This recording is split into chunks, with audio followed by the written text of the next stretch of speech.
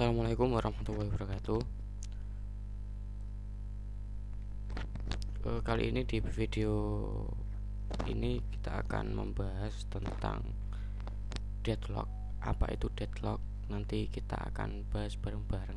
Sebelumnya, perkenalkan, nama saya Taufikur Rahman dengan NIM C2C021036, kelas Informatika Reguler A, Prodi Informatika Fakultas Teknik Universitas Muhammadiyah Semarang.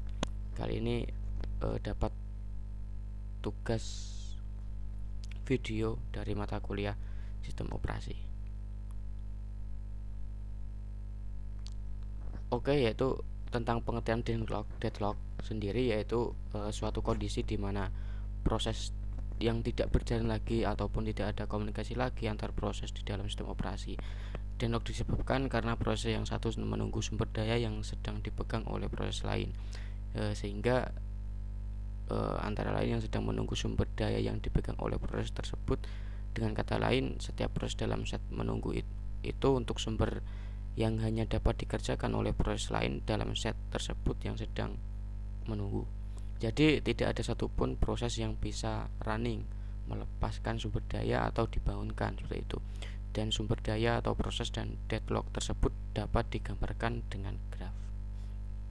Untuk kondisi terjadinya deadlock sendiri ada 4, yaitu yang pertama mutual eksklusif, yang kedua hold and wait, yang ketiga itu no preemption, dan yang terakhir yang keempat yaitu circular wait. Kita akan membahas terkait mutual eksklusif dulu, yaitu suatu cara yang menjamin jika ada sebuah proses yang menggunakan variabel atau berkas yang sama atau digunakan juga oleh proses lain, maka proses lain akan dikeluarkan dari pekerjaan yang sama. Jadi mutual eksklusif terjadi ketika hanya ada satu proses yang boleh memakai sumber daya, dan proses lain yang ingin memakai sumber daya tersebut harus menunggu hingga sumber daya tadi dilepaskan, atau tidak ada proses yang memakai sumber daya tersebut. Seperti itu. Itu untuk mutual eksklusif. Untuk yang kedua yaitu hold and wait, yaitu proses yang sedang memakai sumber daya boleh meminta sumber daya lagi, sehingga maksudnya menunggu hingga benar-benar sumber daya yang diminta itu tidak dipakai oleh proses lain. Nah, hal ini dapat menyebabkan kelaparan sumber daya, sebab dapat saja sebuah proses tidak mendapatkan sumber daya dalam waktu yang lama. Yang ketiga ada no preemption, yaitu suatu sumber daya yang ada pada sebuah proses tidak boleh diambil begitu saja oleh proses lainnya. Untuk mendapatkan sumber daya tersebut, maka kita akan harus dilepaskan terlebih dahulu oleh proses yang memegangnya. Dan selain itu, seluruh proses menunggu dan mengizinkan hanya proses yang memiliki sumber daya yang boleh berjalan. Yang terakhir yaitu ada circular wait yang tadi. Yang keempat yaitu kondisi seperti rantai, yaitu sebuah proses membutuhkan sumber daya yang dipegang oleh proses berikutnya. Selanjutnya yaitu ada penanggulangan deadlock, yaitu ada 2. Yang pertama yaitu mengabaikan masalah deadlock. Yang kedua yaitu mendeteksi dan memperbaikinya. Untuk mengabaikan masalah, jadi metode ini lebih dikenal dengan algoritma ostrich. Dalam algoritma ini dikatakan bahwa untuk menghadapi deadlock ialah dengan berpura-pura bahwa tidak ada masalah apapun, seperti itu. Hal ini seakan-akan melakukan suatu hal yang fatal, tetapi sistem operasi Windows dan Unix menanggulangi deadlock dengan cara ini dengan tidak mendeteksi deadlock dan membiarkannya secara otomatis mematikan restart program sehingga seakan-akan tidak terjadi apapun. Jadi jika terjadi deadlock, maka tabel akan penuh, sehingga proses yang menjalankan proses melalui operator harus menunggu pada waktu tertentu dan mencoba lagi. Dan cara ini dilakukan jika deadlock jarang terjadi atau algoritma lainnya berbiaya lebih tinggi. Tetapi trade-off dari cara ini adalah kenyamanan, convenience versus keakuratan atau accurateness. Untuk mendeteksi dan memperbaikinya yaitu ada beberapa cara. Ialah dengan cara mendeteksi jika terjadi deadlock pada suatu proses, maka dideteksi sistem mana yang terlibat di dalamnya. Setelah diketahui sistem mana saja yang terlibat, maka diadakan proses untuk memperbaiki dan menjadikan sistem berjalan kembali. Dan hal-hal yang terjadi dalam mendeteksi adanya deadlock adalah yang pertama, permintaan sumber daya dikabulkan selama memungkinkan. Yang kedua, sistem operasi memeriksa adakah kondisi circular wait secara periodik. Yang ketiga, memeriksakan deadlock dapat dilakukan setiap ada sumber daya yang hendak digunakan oleh sebuah proses. Yang keempat yaitu memeriksa dengan algoritma tertentu.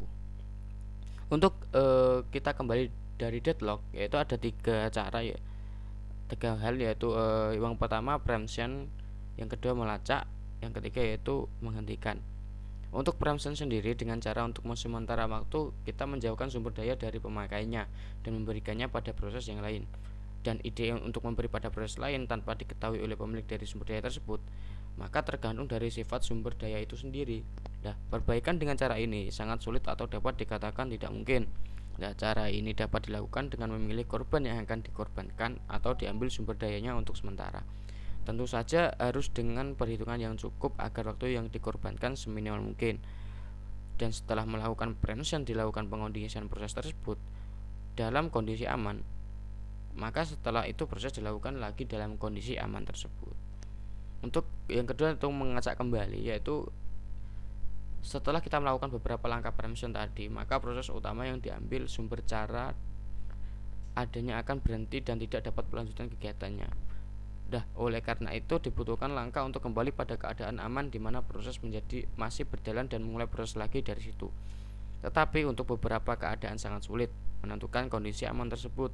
Oleh karena itu umumnya dilakukan cara mematikan program tersebut lalu memulai kembali proses.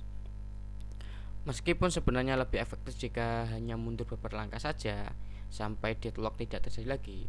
Untuk beberapa sistem mencoba dengan cara mengadakan pengecekan beberapa kali secara periodik dan menandai tempat terakhir kali menulis ke disk, sehingga saat terjadi deadlock dapat mulai dari tempat terakhir penandaannya berada. Seperti itu. Yang terakhir yaitu menghentikan proses.